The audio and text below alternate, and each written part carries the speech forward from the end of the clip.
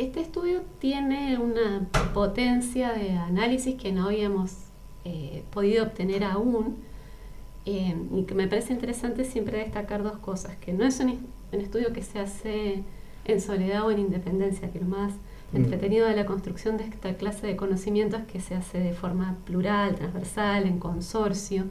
En este caso reúne equipos de investigación de muy diversos países: Brasil, Ecuador, México, Perú, y publica una gran base de datos que aún no se tenía en acceso, que son 128 genomas completos.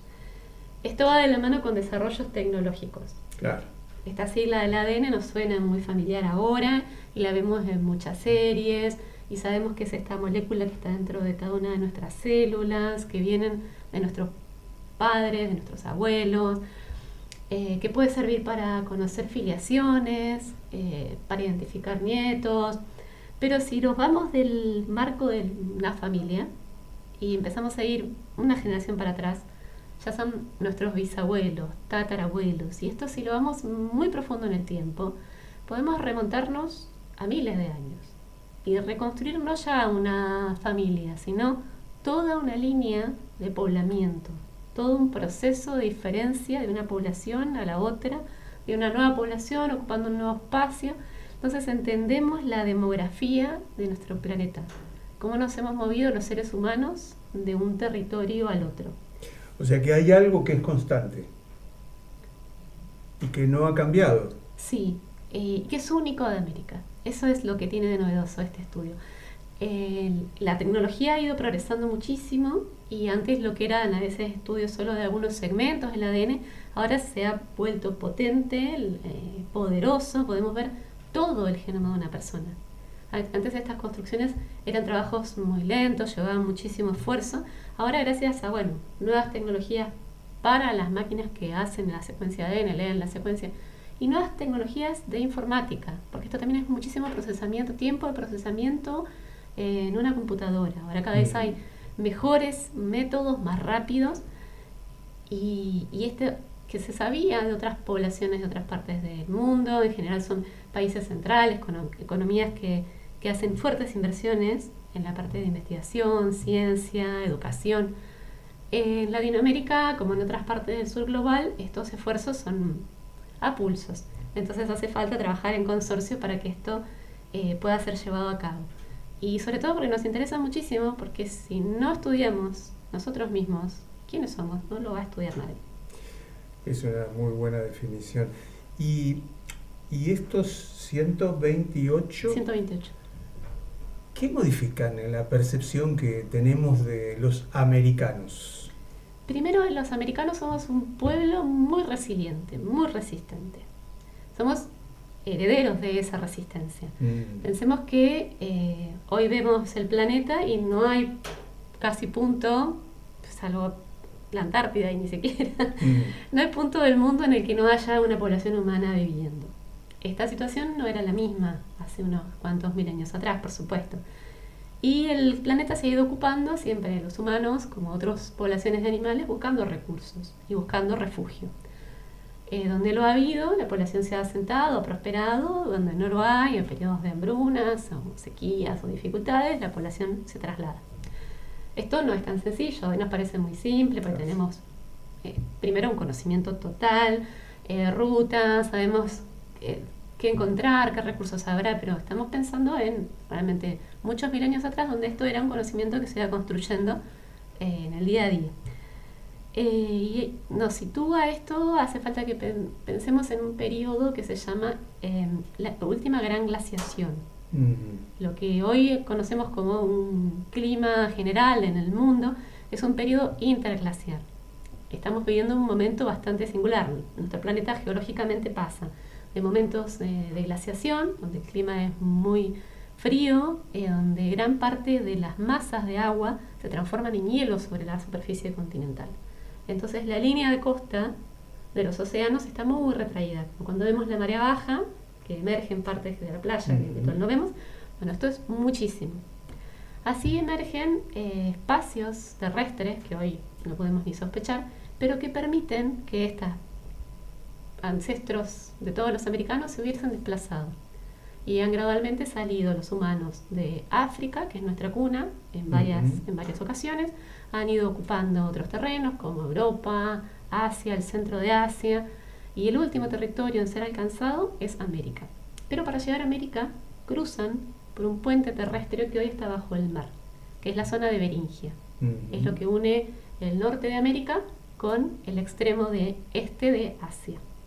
Los humanos cruzaron por ahí, se quedaron en esa tierra llamada Beringia durante mucho tiempo, y ese tiempo les permitió diferenciarse de los ancestros asiáticos. Y luego, en sucesivos momentos donde el clima era más benigno, donde los recursos eran más abundantes, fueron cruzando primero al norte de Norteamérica, luego atravesaron Centroamérica y finalmente llegan al sur del Cono Sur.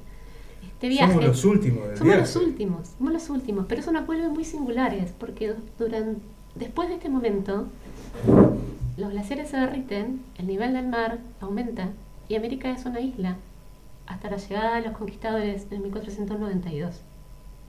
Los americanos durante todo ese tiempo fueron un pueblo propio de este continente. Y estamos hablando de 25.000 años atrás hasta 1492. Durante todo ese periodo, los americanos hemos tenido nuestra propia historia, nuestra propia demografía, nuestras adaptaciones a los diferentes espacios. Hemos desarrollado estrategias para cazar, cultivar, comer, encontrar dónde vivir, cómo refugiarnos, cómo organizarnos. Hemos sido muchos y muy, muy diversos. ¿Y esto cómo impacta en el ADN, ¿no? ¿Cómo ha sido? ¿Cómo lo podemos explicar de una manera sencilla el impacto en el ADN? El ADN es como un libro de recetas. Esta molécula lo que nos dice es, vamos a hacer una proteína, como vamos a hacer un bizcochuelo. Hay que poner este ingrediente, este otro. Esas proteínas son los que nos hacen a cada uno de nosotros y nos hacen únicos, por supuesto, porque no hay dos individuos iguales, pero nos hace cercanos a nuestros parientes. Y hoy con el desarrollo de otras formas de nuestro conocimiento, otras formas en que los humanos nos adaptamos, que es a través de la cultura material, los avances en las ciencias médicas, en los fármacos, hay un fenómeno natural del que estamos un poquito exentos, que es la presión selectiva. El mundo no es fácil. Hay enfermedades, hay lugares más difíciles de vivir que otros, hay momentos de hambre. Así que los animales y las plantas y todos los seres vivos en este planeta están sujetos a eso que se llama presión selectiva. El ambiente cambia y los organismos se tienen que adaptar a ese cambio o fallecen. En estos tiempos tan lejanos, 25.000 años atrás, hubo presiones selectivas que dejaron una marca en el ADN de los americanos. Y unas marcas que las podemos detectar hoy, estos 128 genomas que están en este estudio, son de poblaciones contemporáneas, de personas descendientes de pueblos originarios que están vivos hoy. O sea que sobrevivieron al ambiente. Todo ese conocimiento está guardado en su ADN. Y está guardado de una manera que no está en otra parte del mundo. Por eso es tan importante estudiar las poblaciones en cada lugar, porque lo que se enfrenta a la ciencia médica sigue siendo los mismos desafíos. Las personas se enferman, las personas contraen enfermedades y hay que tratar de encontrar una explicación, un fármaco, un tratamiento o prevenirlas. Pero esas soluciones no pueden ser extrapoladas. Si ese estudio se hizo en Europa, claro, puede ser útil, pero a lo mejor solamente restringido a la población europea, a las condiciones en que esa población vive, a cuáles fueron sus ancestros. Y los americanos somos diferentes. A tal punto somos diferentes que hay un ejemplo que me parece muy claro. Nosotros vivimos a nivel del mar y aquí las condiciones de presión, concentración de oxígeno son casi las óptimas para lo que nosotros como animales, como mamíferos, estamos preparados para vivir. Ahora nos vamos a una población en el norte de Argentina, en la zona de las tierras altas de Perú. Vivir a 3.500 metros, 4.000 metros sobre el nivel del mar, es un desafío biológico. Si alguien ha tenido la ocasión de viajar como turista, es una experiencia muy difícil, porque no estamos acostumbrados a ese ambiente. Pero vemos que las personas que viven ahí no se inmutan, no tienen ningún problema. Y pueden desarrollar de manera normal y natural toda su vida. Algo que si nos tuviéramos que habituar nosotros como personas que viven en el nivel del mar y viajar a estas zonas, nos llevaría unas cuantas semanas que nuestro cuerpo hiciera ajustes metabólicos para resistir ahí. Estudiando poblaciones, dijeron, bueno, las poblaciones de las tierras altas de América viven en estas condiciones de 4.000 metros sobre el nivel del mar, con estas dificultades de concentración de oxígeno. ¿Qué otras poblaciones hacen la misma adaptación para vivir en otros lugares semejantes? Bueno, las poblaciones del Tíbet, por ejemplo, claro, también viven a muy altas altitudes. Cuando se estudia y se compara el genoma de los tibetanos con el genoma de los americanos de tierras altas, los mecanismos por los que ese ADN ha encontrado estrategias funcionales para sobrevivir han sido distintos. Wow. Viven en lugares que enfrentan la misma dificultad, la misma presión selectiva, pero la solución que ha encontrado una población en su plasticidad biológica es una y la que ha encontrado otra es otra.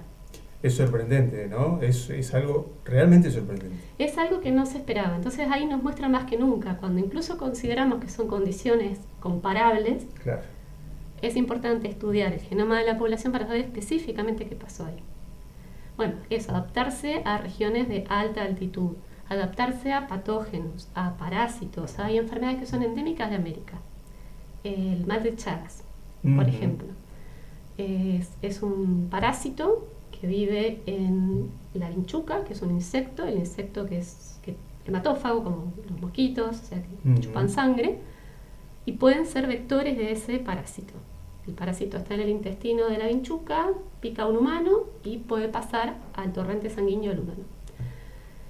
Que la persona desarrolle una forma grave de la enfermedad o no, bueno, es muy importante, porque si consigue sobrevivir hasta la edad adulta, por el mecanismo que fuera, y tener hijos, y que esa información biológica pase a sus hijos, y si sus hijos y nietos y bisnietos van a seguir viviendo en un lugar donde el mar del Chagas es endémico, claro, tener esa información en su ADN es un plus para ayudar a que la salud de esta población no esté tan deteriorada. Ese es otro ejemplo de adaptación.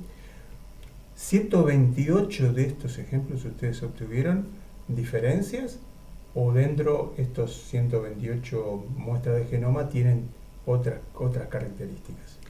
Son diferentes entre sí. Eso también es lo interesante del trabajo, porque son muestras de personas voluntarias que son descendientes de población originaria que viven, y hasta donde su relato y su historia pueden dar testimonio, viven en distintos lugares de América, ¿no? Pues ya dijimos tierras altas, en condiciones de alta altitud, a veces tierras bajas, zonas muy húmedas, muy cálidas, selváticas, zonas muy secas, de toda América, que ya dijimos que es la última frontera de la expansión humana en el mundo. Además de eso, el último lugar que se ocupó de América es lo que nosotros conocemos como Gran Chaco argentino, porque eso es un lugar que era un pantano, y hace 1.000.000 de años empezó lentamente a desecarse. Por eso hoy vemos como una región muy árida, condiciones de clima muy extremos, hace muchísimo calor, el porcentaje de lluvias es realmente muy poco, o sea, tiene un momento muy aluvional, hay grandes lluvias en el verano, los ríos se inundan, en la gran inundación de la planicie, y después otra vez este periodo de sequía durante meses. Eso antes era un gran pantano, entonces no había manera de ocuparlo. Se empezó a secar, y las últimas poblaciones de americanos que dentro de América se instalan en un lugar nuevo es la región del Gran Chaco argentino. Así que es una zona como muy nuevita, si tuviéramos que ver. Como si fuera un departamento recién estrenar, es el último de todos. El Gran Chaco. Sí. He leído allí, en este material que vos me has pasado hace poquito, que la llegada de los españoles tuvo un impacto nefasto, primero por su actitud agresiva y genocida en algunas partes directamente, y provocó una mortandad muy grande de gente, ¿no? Y eso, ¿cómo ustedes lo pueden registrar y cómo se registró en este estudio? Hay muchas maneras de analizar lo que se llaman como momentos de declive de la diversidad. Nosotros suponemos que antes de la llegada de los conquistadores españoles hay un número estimado de población, y ese número de población puede comprender tanto infancias, personas jóvenes, de mediana edad, pero la cantidad de personas dentro de esa población que pueden estar en edad reproductiva es menor. Entonces ese se llama el número efectivo de una población. ¿Cuáles son los individuos que pueden tener descendencia y aportar a la siguiente generación? Es siempre un cálculo estimado. Y siempre que se hacen bajo cualquier modelo estadístico simulaciones de estos los americanos que tenemos hoy, qué habrá sucedido antes, siempre encontramos unas curvas drásticas de afectación de diversidad de la población. Realmente el proceso de conquista española, no solo estimado por los estudios biológicos o arqueológicos, porque esto también tiene sus correlatos, ¿no?, en todos los registros materiales, sino por los mismos historiadores, las mismas personas que fueron contemporáneos de este proceso, los mismos conquistadores, los militares, quienes hacían las avanzadas, y incluso los religiosos y los escribas de los que registraban estos fenómenos, destacaban de manera evidente la diferencia de número inicial de conquistadores versus conquistados, de cómo esa diferencia numérica, que estaba mucho más a favor de los conquistados, por supuesto, no era tan poderoso a la hora de medir la diferencia en la capacidad de enfrentamiento. Porque pensemos que los conquistadores traían la potencia de las armas de fuego, que era un desarrollo tecnológico que en América no estaba. Y el otro componente, que es lo que sucede siempre cuando se encuentran dos poblaciones, en particular con una que ha estado aislada durante tantos milenios, claro, es que hay un intercambio de patógenos. Y frente a algunas enfermedades, los pueblos americanos no tuvieron posibilidad de hacer resistencia. Entonces, hemos visto, bueno, ejemplos muy tristes, pero de la reciente pandemia por coronavirus, hasta no entender cuál era el ciclo de vida del agente patógeno y qué hacer para dar respuesta a esas infecciones, hemos visto que las tasas de mortalidad han sido brutales y aumentaron muy rápido en muy poco tiempo. Obvio que nuestra condición hoy y las ciencias médicas solucionan, encuentran las maneras de mitigarlo, pero en ese momento no contaban con las mismas facilidades. Así que sí, las poblaciones disminuyen de manera drástica en muy poco tiempo. ¿Hay un cálculo estimado? ¿Vos recordás algunos números así grandes como para quien nos escucha pueda tratar de entender cuál fue esta disminución en proporción? No tengo los números exactos, pero realmente fue del orden de millares de personas. Y es un proceso continuo porque otra vez estamos viendo el mismo fenómeno, ¿no?, la movilización de los grupos humanos buscando los recursos. Y lo que yo planteaba al principio de esta ocupación de los humanos en el planeta, parece como que se ocupan siempre espacios que están vacíos, y eso no es verdad. En ocasiones hay otros humanos ahí haciendo uso de los mismos recursos y de los mismos refugios. Así que siempre hay una confrontación. Y eso también va de la mano de una cosa que es interesante de hacer estos estudios de ADN, es encontrar que esto que suponemos que es homogéneo, al menos en este año 2026, estamos hablando de un estudio entre investigadores de países. Claro. Pero esto es una construcción muy nueva y sobre todo es una construcción teórica. No hay una cosa como una frontera, no hay nada que naturalmente delimite un espacio del otro, que diga que hasta aquí es Argentina y después para allá es Bolivia, que diga que la población hasta Argentina es esta y la boliviana es la otra, cuando a lo mejor una frontera puede atravesar una ciudad, de hecho que es lo que pasa en la mayoría de las ciudades fronterizas entre Jujuy y Bolivia, son ciudades que son una única entidad. Y la población también es una única entidad, aunque haya habido un proceso de conquistas, sojuzgamientos, supresión de identidades y una manera de relatar esta historia para que parezca que no hubo nada no hubo nada más que una población. Aquí somos todos los argentinos. Y Argentina habla un solo idioma y es una única cultura, y eso no es cierto. Y aunque la gran mayoría de las personas haya perdido en la memoria oral, la memoria de la familia, cuál es el origen, dónde nacieron los abuelos, sí hubo una población originaria que estuvo sojuzgada por las conquistas, atravesada por las guerras intestinas del nacimiento de nuestro Estado-Nación, y luego toda esta historia está homogeneizada en una sola cosa. Claro, subsumida en un relato... En un relato único, que pierde toda esta singularidad. Por lo que escucho, Virginia, ahí hay una potencia enorme de lo múltiple, una riqueza de esta multiplicidad de genomas que de alguna manera también hace pensar de la posibilidad de nuevos estudios y de, primero, la sensación que tengo es de descartar todo aquello que se pueda llamar raza, ¿no? Porque esta palabra raza, que además es obsoleta, y esta identidad que vos acabas de marcar también, que es una identidad política, de la decisión de los estados-nación de los últimos 400, 500 años, ¿no? Y también la idea de que en nuestra región, en Patagonia, además, esta cuestión tiene una potencia interpretativa, ¿no? De quiénes somos, o de alguna manera cómo nos definimos a nosotros, ¿no? ¿Qué consecuencias puede llegar a tener en lo social, en la medicina, en la concepción, en lo histórico, este hallazgo? En lo social, a rescatar la unicidad de nuestra historia demográfica, porque aunque está atravesada por procesos que son comunes a todos los pueblos conquistados del continente, también en cada sitio y en cada región tiene sus particularidades.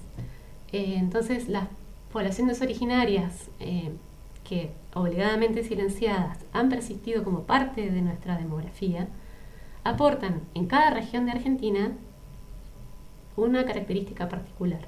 No es lo mismo la historia del noroeste de Argentina que de la región patagónica o la región del noreste. No es lo mismo porque tampoco son los mismos tiempos prehistóricos en los que fueron ocupados estas zonas. Esto de que América fue primero poblada por el puente de Beringia y ocuparon lo que hoy es Canadá, luego pasaron a lo que es Estados Unidos, lo que es México. Las rutas de poblamiento para el resto del continente, a nivel arqueológico hay muchísima información, hay muchísimas dataciones, nos llevan a una gran profundidad de estos eventos, pero la pregunta es, bien, ¿por dónde avanzó esta población americana? Vino por la región del Pacífico, en zonas que ahora están cubiertas por el mar, entonces esos sitios no se pueden estudiar. Vinieron por la región del Atlántico, aprovechando las riquezas del ambiente en las regiones amazónicas. Y en este estudio, estudiando las diferencias de los genomas actuales, vemos que es más antiguo el poblamiento por la ruta pacífica y la ocupación del territorio patagónico. Y posteriormente fue la ocupación del territorio amazónico y por último la del Gran Chaco. Y que esa persistencia de esa población tan antigua está aún en el genoma de los pueblos descendientes de las poblaciones originarias patagónicas. O sea, son herederos de un linaje muy profundo en el tiempo. ¿Y cuántas cosas sucedieron aquí para que ese linaje aún esté presente? Entonces nos trae no solo este conocimiento sobre la historia, sobre los fenómenos que se han dado, sino también nos trae una riqueza en cuanto al conocimiento médico que de otra modo no tendríamos, porque otra vez estamos atendiendo la salud de una población que es única en el mundo, que ocupa un lugar que también es único en el mundo, que algunas soluciones y algunos análisis son posibles de trasladar, sí, por supuesto, pero otros no. Hay realmente problemas que nos aquejan solo a nosotros, como el ejemplo anterior del mal de Chagas, que es endémico de esta región.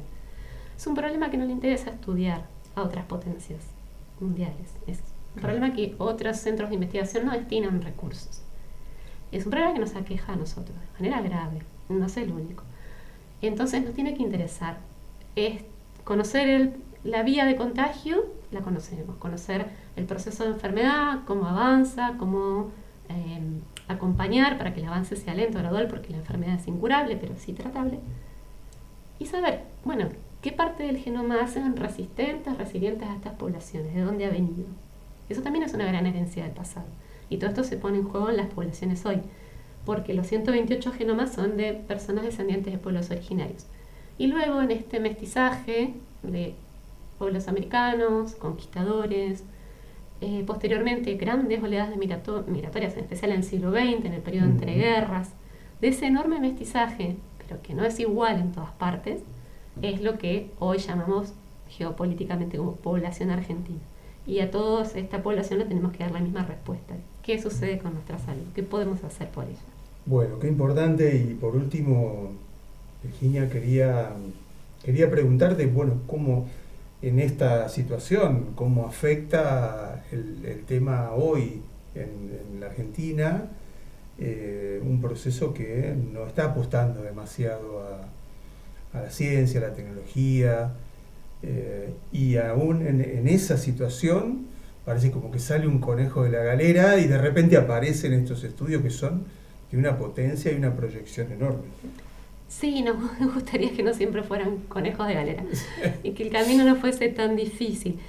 No voy a entrar en eso ninguna novedad. Incluso muy recientemente, el 12 de mayo, tuvimos la cuarta marcha federal en defensa de la educación universitaria libre, gratuita y pública. Y creo que son grandes conquistas que tenemos que defender, sin lugar a dudas.